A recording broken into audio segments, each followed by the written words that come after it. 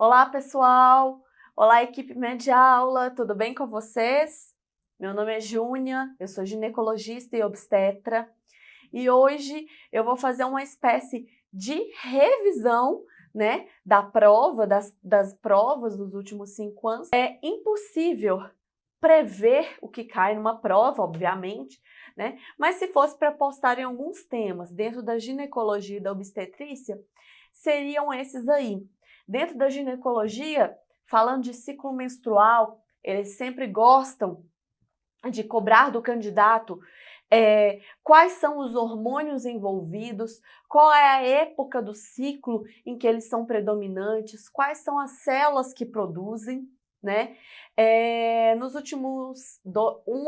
último ano, quero dizer, eles cobraram questões contextualizando o momento que a gente vive, sobre pandemia e influência na vida da mulher, e é isso a gente vai abordar também, né? No último ano também, eles trouxeram uma questão inédita de uroginecologia, então a gente aposta que talvez seja uma linha aí de continuidade na cobrança, né? E dentro da oncoginecologia, a ANRIGS não foge muito sobre os fatores de risco para câncer dentro da ginecologia, né? Dentro da obstetrícia, contextualizando mais uma vez, trazendo vacinação em gestantes, né? Uma questão que sempre cai, a questão sobre DEG, né? Que é um termo hoje desatualizado, a gente vai ver sobre as síndromes hipertensivas, eles sempre tendem a cobrar um caso clínico, então é importante saber como que funciona esse diagnóstico, essa conduta, né? Dentro das hemorragias da gravidez, a gente vai falar um pouquinho da doença trofoblástica gestacional, que é uma condição que tem várias abordagens, desde diagnóstico até condução depois da abordagem, então a gente vai focar nisso. E dentro de parto e puerpério, principalmente estática fetal e parto pélvico, né? A amamentação também é um tema que é cobrado, mas assim, não foge muito do que é o habitual sobre contracepção no puerpério, então realmente é uma questão mais tranquila.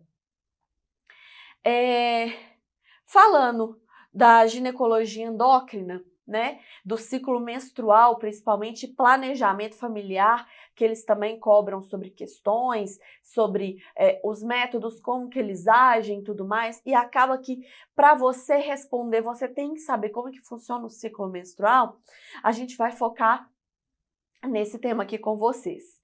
Bom, eu trouxe uma questão que foi cobrada em 2017, mas para exemplificar mesmo, porque é uma questão muito ampla, né? A questão diz assim: em relação à dinâmica hormonal no ciclo normal, está correto afirmar que o hormônio representado na curva. Bom, essa é uma questão completa, porque ela exige do candidato, saber sobre o ciclo menstrual, quais são as fases, quais são os hormônios, como que é a expressão desses hormônios num gráfico, né? E depois de desvendar esse gráfico, ele vem fazendo perguntas. B é produzido por célula tal, C faz o feedback positivo, faz feedback negativo. Então, é uma questão que aborda tudo sobre ciclo menstrual. Então vamos lá. Falando do ciclo e aproveitando a figura que eles forneceram, a gente tem esse gráfico mostrando um ciclo que habitualmente dura 28 dias, né?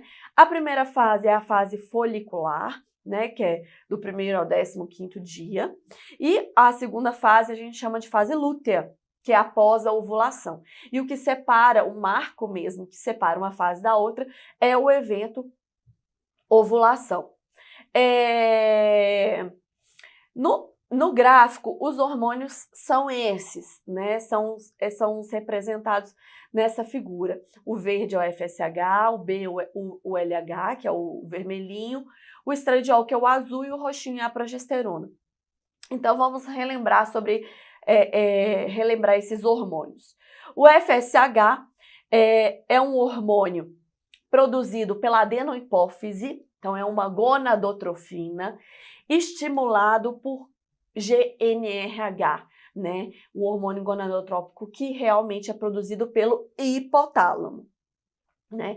Ele tem uma função primordial de estimular o crescimento e o desenvolvimento folicular lá nos ovários, né? E o FSH, ele estimula a produção de estrogênio pelos ovários. Então, ele tem um feedback positivo sobre o estrogênio. Sobre o LH, ele é produzido também pela adenopófise, então também é considerado uma gonadotrofina, né? Estimulado também por GNRH, mas também por outros fatores que fazem feedback, a gente vai olhar mais para frente, né? A função primordial do LH é o pico da ovulação, é fazer o pico responsável pela ovulação. Então, a função primordial é a ovulação, né? Ele faz um feedback negativo sobre a produção do estrogênio, tá? Nos ovários. Então, o FSH é positivo sobre o estrogênio, o LH é negativo sobre o estrogênio. O estradiol é produzido pelos ovários, especificamente pelas células da granulosa, isso é importante lembrar, porque muitas questões abordam isso, qual célula, né? A função nos ovários é recrutar aquele folículo que se desenvolveu mais e que vai continuar se desenvolvendo, será o dominante e futuramente será ovulado, né? E no endométrio, porque ele tem ação uterina também, ele estimula a proliferação, o espessamento da camada endometrial, né? O estradiol faz dois tipos de feedback. O positivo em relação ao LH, ou seja, o estradiol estimula a produção do LH, e negativo em relação ao FSH. Já a progesterona é produzida pelo corpo lúteo, ou seja, a progesterona é um hormônio que só é produzido após a ovulação, né? E ela tem função basicamente de estabilizar aquele endométrio previamente preparado pelo estradiol, tornando ele mais secretor, né? Mais estável propriamente dito, para receber o embrião caso haja fecundação, né? E a progesterona acaba fazendo um feedback negativo em relação ao LH. Voltando para a figura e já realmente colocando aqui, dando nome aos bois, por assim dizer, né? A gente tem que o FSH, ele começa alto no início do ciclo e ele vai diminuindo ao longo da primeira fase, que é o que a gente vê aqui, ó. Por quê? Porque ele vai recebendo feedback negativo do estradiol. O estradiol, ele vai crescendo ao longo do ciclo. É necessário esse aumento antes da ovulação, porque senão não há ovulação. O B é fácil, o B sempre é o LH que dá aquele pico antes da ovulação. E o D é o hormônio que na primeira fase ele praticamente é nulo e ele só começa a crescer após o período de ovulação. Então, D, progesterona. Respondendo à pergunta, né, a alternativa fala que B, que é o LH, é responsável pelo desenvolvimento folicular. Não, B, LH, é responsável pela ovulação. Alternativa B, que é a resposta da nossa questão. D, que é a progesterona, é produzido pelo corpo lúteo e a apresentação secretora sobre o endométrio. Completamente correto. Lendo as outras alternativas, letra C, A, que é o FSH, estimula a produção hormonal do corpo lúteo. Não, A, que é o FSH, estimula o crescimento folicular. Alternativa D, C, estradiol, faz retrocontrole positivo sobre o FSH? Não, positivo sobre o LH, negativo sobre o FSH. E A é inibina B? Não, A gente viu que é o FSH e o C é o estradiol, isso aí estaria correto. Trazendo uma questão agora de uroginecologia, né? Caiu em 2021, no último ano, a seguinte questão sobre bexiga hiperativa, abordando manifestação clínica, diagnóstico, tá? A questão diz o seguinte: a bexiga hiperativa é uma síndrome que se caracteriza pela urgência miccional não fisiológica, usualmente acompanhada de aumento da frequência urinária e noctúria, né, que é o fato de ter que levantar à noite devido ao desejo miccional. né? Na ausência de fatores infecciosos, metabólicos ou locais, podendo estar associado à perda involuntária. Sobre essa síndrome, é correto afirmar que vamos lá.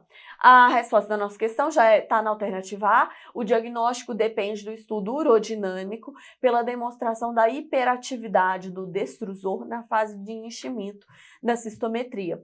Está completamente correta. O estudo urodinâmico, como vocês viram nas apostilas, é um teste bem completo que visa avaliar a capacidade volumétrica da bexiga, a ação do destrusor, que é o músculo da bexiga, durante a micção. Então, se é um músculo que contrai regularmente, não existe uma perda. Agora, se ele tem uma hiperatividade, se ele funciona de uma forma muito grande, isso tende a fazer com que a mulher perca a urina, tá?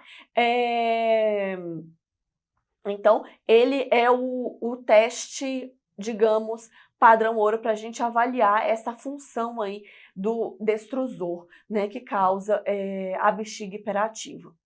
Vamos para as outras alternativas. A cistoscopia faz parte da propedêutica inicial da paciente com suspeita dessa síndrome. Bom, cistoscopia é o quê? É a inserção de uma câmerazinha via uretra para enxergar a bexiga. Pode ser até que em alguma etapa de investigação de queixas urinárias ela possa fazer parte, mas não na propedêutica inicial. Por quê? Porque é um teste invasivo, né? Que não é inócuo a complicações. Então a gente realmente vai subindo a escada do menos complexo até o exame mais complexo. A letra C. O diário miccional é útil no diagnóstico porque contém imagens e textos que servem para instruir a paciente. Não, o diário miccional, ele pode ser parte dessa investigação da paciente, mas ele não é útil porque o diário, ele parte do pressuposto de uma subjetividade, né? Às vezes o que é muito para uma paciente não é muito para outra, né? Às vezes a paciente tem o hábito de urinar 8 a 10 vezes no dia e para ela tá ok, né? Para outra pode ser muito. Então, essa subjetividade não deixa o diagnóstico aí tão fidedigno, tá? E a letra D, deve-se pesquisar causas sistêmicas como diabetes, insuficiência cardíaca ou hipotireoidismo. Bom, diabetes, é claro que diante de um quadro desse, a gente tem que descartar diagnósticos diferenciais, né? A diabetes, ela cursa com uma poliúria, né? A insuficiência cardíaca, realmente existe um encharcamento aí geral, né? Que pode realmente aumentar. Mas assim, não é a questão mais correta, né? Porque também hipotireoidismo não influencia nessa dinâmica miccional. Então, assim, não foi uma alternativa bem elaborada, foi uma alternativa esquisita, na verdade. E a letra A tá corretíssima, tá clara, tá sem dúvidas. Então, resposta, letra A. Passando para incontinência urinária de esforço, na verdade é uma extrapolação, né? Dentro da uroginecologia, é uma questão que pode ser cobrada, né? Já foi cobrada uma incontinência urinária que seria de urgência. Talvez esse ano eles cobrem a incontinência urinária aos esforços, né? Ao tossir, ao sorrir, a praticar atividade física, né? E talvez no sentido de avaliar a terapêutica, né? E a gente sabe, aí eu trouxe um quadrinho aqui para vocês, que talvez seja a hora do print, né? Sobre os tratamentos, as modalidades. O tratamento conservador, né, que vai desde mudança de atividade física, perda de peso, até os exercícios de Kegel, uso de cones, uso de pessáreos, eletroestimulação. O tratamento clínico, né, que vai desde do uso da duloxetina, agonistas alfa-adrenérgicos, né? A reposição estrogênica, no caso de uma mulher que tem uma atrofia vaginal, então ela sofre com o ressecamento, ela sofre com essa questão de perder a urina, então a reposição tópica do estrogênio pode melhorar isso, né? E as modalidades de tratamento cirúrgico, a colporrafia anterior, geralmente em quadro de cistocele, né? O sling, quando tem uma hipermobilidade da uretra, e a colposuspensão retropúbica, quando realmente tem um quadro, uma distopia de parede posterior. E aí, falando justamente dessa questão de prolapso, de distopia, extrapolando novamente questões legais que eles podem trazer para vocês sobre o POPQ e os defeitos de parede. O POPQ, a gente sabe que é uma forma de mensurar esses prolapsos, né? E talvez a Anhiggs não é uma banca que vai muito a fundo nas questões, né? Ela quer saber ali se o candidato tem um conhecimento geral, né, sobre aquilo ali. Então, se fosse para apostar no POPQ, eu apostaria que talvez eles cobrariam essa questão de quais são os parâmetros a ser avaliados. Então, para ficar fácil, não tem segredo, gente. Quando fala o Azinho e o B e o Azinho, igual tá lá os pontos, Azão Azinho, Bzão Azinho, sempre relacionado à parede anterior, né? Anterior ali à vagina, que basicamente vai ser a bexiga, né? Quando coloca o pezinho, é realmente em relação à parede posterior, né? Então, a gente está falando de reto, a gente está falando de intestino, né? O C, né? C de colo do útero, né? É quando existe ali um déficit de mobilidade do útero, né? Se a mulher for histerectomizada, o C é de cúpula, né? Então, fica fácil de lembrar. E o ponto D é o fundo de saco de Douglas, é o ponto mais posterior ali da vagina, né? Toda a estrutura que está acima da carúncula imenal, né? Ela ganha um sinal negativo. -3 é a habitual, -2, -1, né? Agora, se ela está para frente, né, do ímen, ela ganha o sinal positivo, +1, +2, +3, dependendo da distância em relação ao ímen.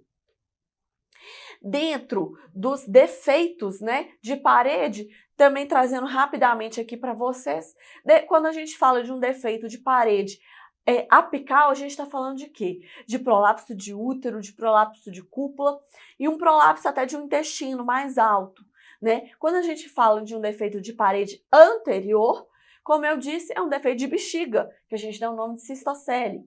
Quando a gente fala de um defeito de parede posterior, a gente está falando principalmente de reto, que é a retocele, né? E um defeito de compartimento distal é ali do corpo perineal, né? É realmente a parte do períneo mesmo.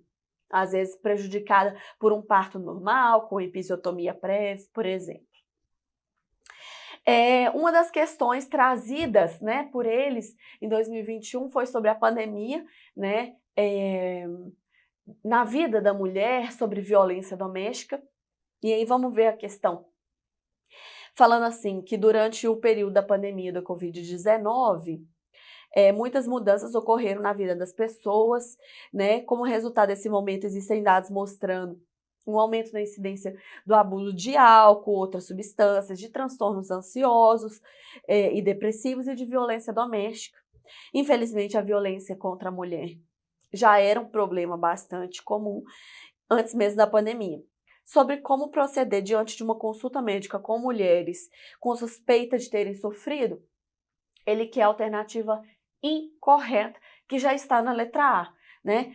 A letra A diz o seguinte: não se deve perguntar de forma direta para a paciente sobre o assunto, pois isso pode constrangê-la. É o contrário. Durante a consulta médica, deve haver um acolhimento da paciente e ela deve sentir que pode se abrir com o médico de uma forma mesmo que sigilosa, né? Porque talvez aquele ali será o único momento que ela terá a oportunidade de contar sobre a violência doméstica. Então tem que ser uma conversa bem clara. Claro, com o acolhimento que toda a situação exige, né? Letra B. A paciente deve ser entrevistada sozinha, sem a presença do parceiro. Isso é certo, porque muitas vezes os parceiros eles querem entrar na consulta para a mulher não ter essa oportunidade, né? Letra C. Desculpa. Lesões na cabeça, pescoço, torso, seios, abdômen ou genitália são indicativos de suspeita de violência contra a mulher, correto. Letra D. Antes da paciente deixar a consulta, é importante avaliar o nível de segurança. Por quê? Porque se aquela oportunidade foi a única, você tem que ver para como que ela está voltando, a que ela está sendo exposta, porque ela pode fatalmente, essa gradação da violência pode chegar até o assassinato, né, que é o feminicídio. Então, realmente, o médico é responsável por isso, juntamente com toda a equipe de apoio. Extrapolando um pouco nessa questão de pandemia e tudo, talvez falando sobre violência sexual seja uma questão que pode ser abordada, né? E aí, talvez assim, como que você maneja uma vítima de VVS, né? Pensando nisso aí. E aí, eu fiz um checklist para vocês, né? Até printarem, ficar fácil aí na vida, né? Sempre com um atendimento, com apoio psicológico, com acolhimento, né? Exame físico faz parte, né? Porque pode ter contusões que não são relatadas por ela e que talvez seja importante de acompanhar, né? A notificação no centro de saúde, no centro de saúde em que a mulher procurou é compulsória. Né?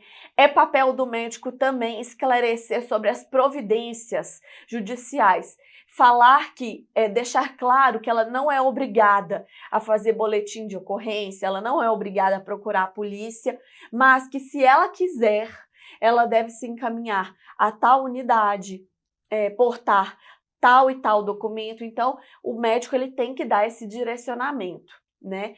Claro que ela tem que fazer uma profilaxia para gestação se ela não usa um método contraceptivo que seja confiável, né?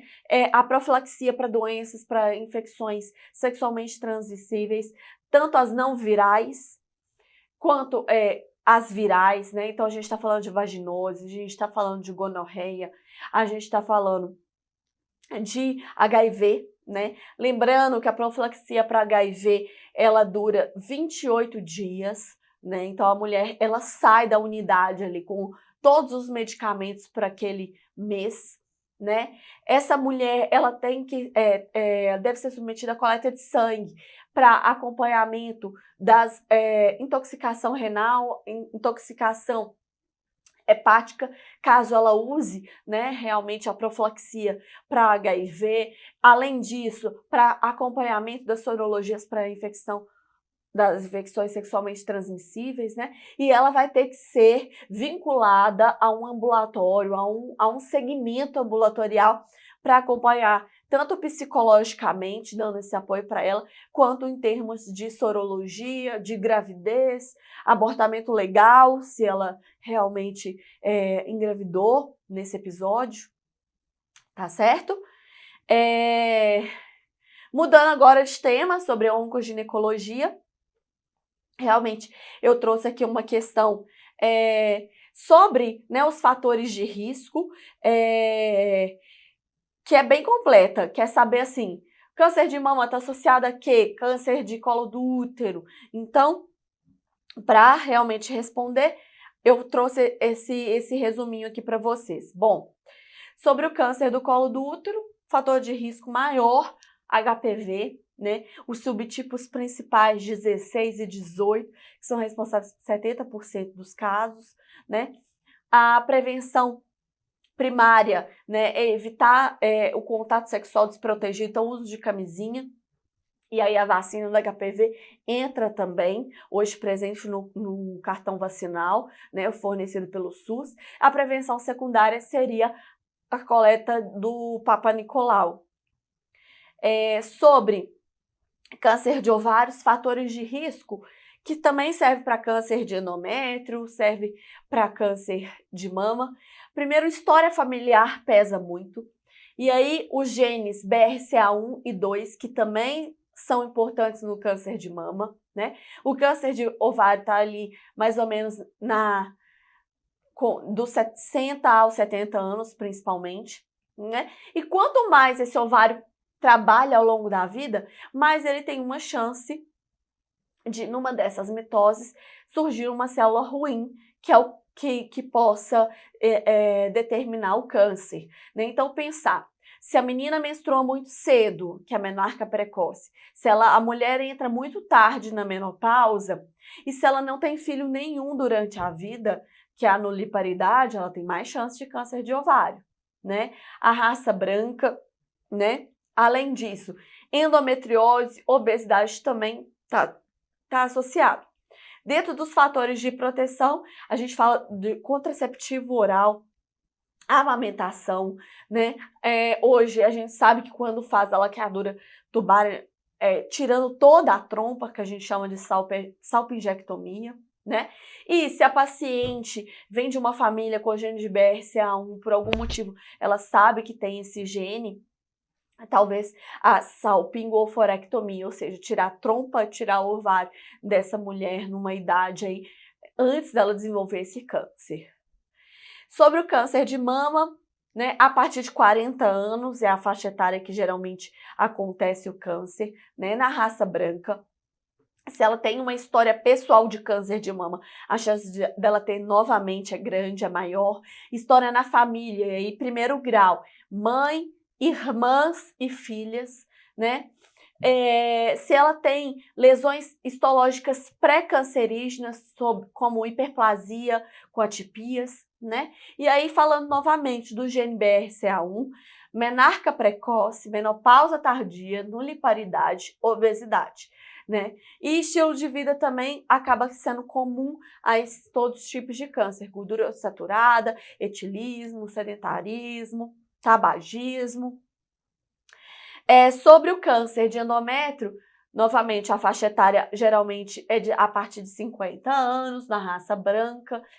Também história de menarca precoce, menopausa tardia, nuliparidade, estilo de vida, né?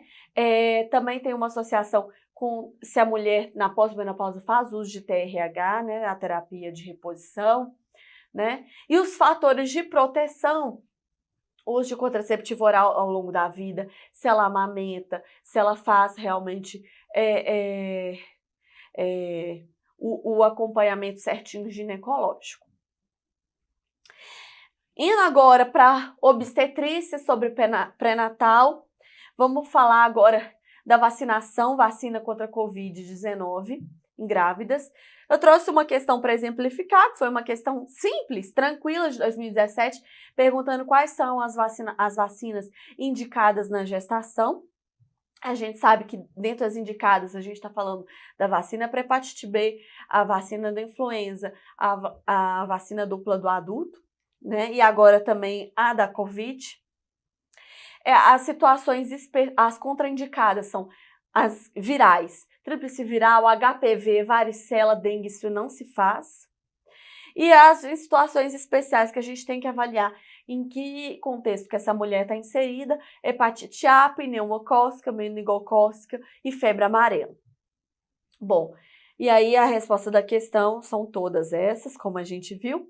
E aí lembrando que a vacina contra a Covid hoje em grávidas, isso tem mudado, cada dia é uma novidade. Mas hoje a gente sabe que todas as grávidas estão sendo orientadas a receberem a vacina, né? Essa vacinação, entretanto, não é compulsória, ela é conversada com a gestante. Ela tem que ser explicada que é uma vacina que não foi realmente estudada em humanos, foi estudada em animais, e nos animais não foi visto nenhuma alteração teratogênica, né?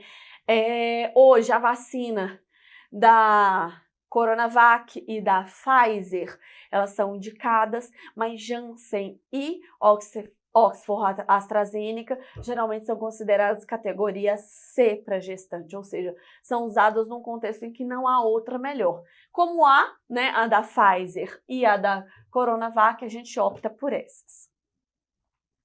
Sobre as síndromes hipertensivas, trazendo um caso aqui para vocês, uma gestante, primeira gravidez, 36 semanas, chegou à emergência queixando cefaleia occipital, escotomas e epigastralgia intensa, ou seja, são sinais de eminência de eclâmpsia, né? Sem contrações, sem perda vaginal de líquido ou de sangue, né? O pré-natal tinha sido tranquilo, mas no exame dessa paciente ela exibe uma pressão de 170 por 110, né? A altura uterina de 33 centímetros, tá com o tônus normal, o batimento do neném tá normal, né? Ela só tem um edema mesmo na face e membros. Em relação a essa paciente, quer que você analise as questões. Então, relembrando, conceitos importantes, DEG é desatualizado, hoje a gente prefere falar sobre desordens hipertensivas, síndromes hipertensivas, e dentro dessa modalidade a gente está falando de hipertensão arterial crônica, hipertensão arterial gestacional, pré-eclâmpsia e eclâmpsia, né? Hipertensão arterial com pré-eclâmpsia sobreposta, né? E aí, para fazer essa diferenciação, eu trouxe esse esqueminha aqui, que elevou a pressão antes de 20 semanas, a gente está falando de uma hipertensão arterial crônica. Depois de 20 semanas, a gente está falando ou de uma pré-eclâmpsia, eclâmpsia, ou a gente está falando de uma hipertensão gestacional, correto? Bom, quando aí beleza, então a gente fez essa divisão. Para diferenciar pré-eclâmpsia e eclâmpsia de hipertensão gestacional, geralmente a gente vai para a proteinúria, né? E claro que os sinais de gravidade também contribuem, mas a diferença maior, né, é da proteinúria de 24 horas, que é o padrão ouro, maior que 300 miligramas. Se ela tem essa proteinúria, provavelmente a gente está falando de uma pré-eclâmpsia, eclâmpsia, se tiver com convulsões. Se ela não tem, a gente está falando principalmente de uma hipertensão gestacional, né?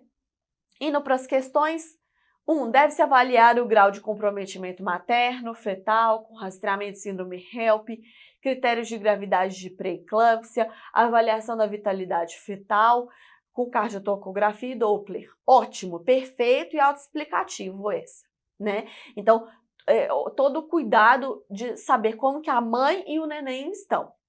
2. A indicação de terapia preventiva anticonvulsivante com sulfato de magnésio, assim como o tratamento da crise hipertensiva com hidralazina endovenosa e nifedipina oral. Certo, se ela está com sintomas de eminência de eclâmpsia, que é a cefaleia occipital, os escotomas, a epigastralgia, então a gente tem que fazer uma medicação para evitar que ela evolua para um quadro de eclâmpsia, né, com convulsões. 3. Por se tratar de pré-eclâmpsia grave, está indicada a interrupção da gestação? Sim. Por quê? Porque pré-eclâmpsia grave, a gente tende a levar a gestação até 34 semanas. Essa paciente já está com 36, então realmente a interrupção da gestação está indicada. Na presença de hematoma hepático, a cesariana deve ser a via de parto. Sim, hematomas hepáticos podem, diante de pressão, aumento da pressão intraabdominal, podem se romper e ser um episódio catastrófico. Então, a gente prefere um ambiente mais controlado da cesariana. 4. Há baixo risco de recorrência de pré-eclâmpsia em gestação futura nessa paciente. Errado. Um dos principais fatores de risco de pré-eclâmpsia numa gestação é a história prévia de pré-eclâmpsia em gestação anterior. Então, 4 está errado. A resposta correta é a letra C. Sobre doença trofoblástica gestacional, já estou quase acabando, gente. Querendo saber sobre diagnóstico e tudo. Então, eu trouxe aqui para vocês falando que realmente a doença gestacional, tem que saber que é um sangramento de primeiro trimestre, é um quadro com sangramento em que há uma alteração do volume uterino, né? Existe eliminação de vesículas, aquelas vesículas típicas ao meio do sangramento, e isso costuma ser patognomônico, né? Existem dois tipos de mola, né? A mola parcial e a mola total. A mola total é totalmente mola, ela só tem as vesículas. A mola hidatiforme parcial, ela pode ter o embrião, né? E a letra D, falando que o coriocarcinoma é precedido de 50% dos casos de gestação molar, sim, e 50% de uma gestação não molar, ou seja, qualquer gestação que deu origem, seja a um feto, a um recém-nascido saudável ou a um abortamento, pode evoluir para coriocarcinoma. E por isso a gente indica a aferição do beta-HCG após todos os partos ou processos de aborto, laparotomia em casos de gestação ectópica, por causa desse risco.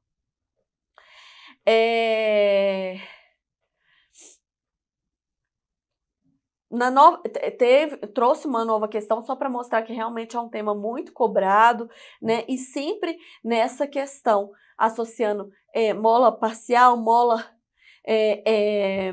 total, sobre as alterações, os sintomas que a mulher sente, né? Pré-eclâmpsia, hipertireoidismo e não hipotireoidismo, né? Porque o beta-HCG simula o TSH, então, como o beta-HCG na gestação molar ele é mais alto, ele simula um TSH alto e pode determinar um quadro de hipertireoidismo, né? E o tratamento com aspiração a vácuo é o principal método. Sobre o parto, que eles gostam muito, é estática fetal e estática fetal e manobras do parto vaginal. E aí é importante saber todas aquelas questões. O que é a situação, né? Que é o posicionamento do maior eixo fetal com o maior eixo do útero. Se o eixo fetal é paralelo ao útero, é longitudinal. Se é perpendicular, é transversal, né? A apresentação, a insinuação do polo cefálico no estreito inferior é a apresentação cefálica.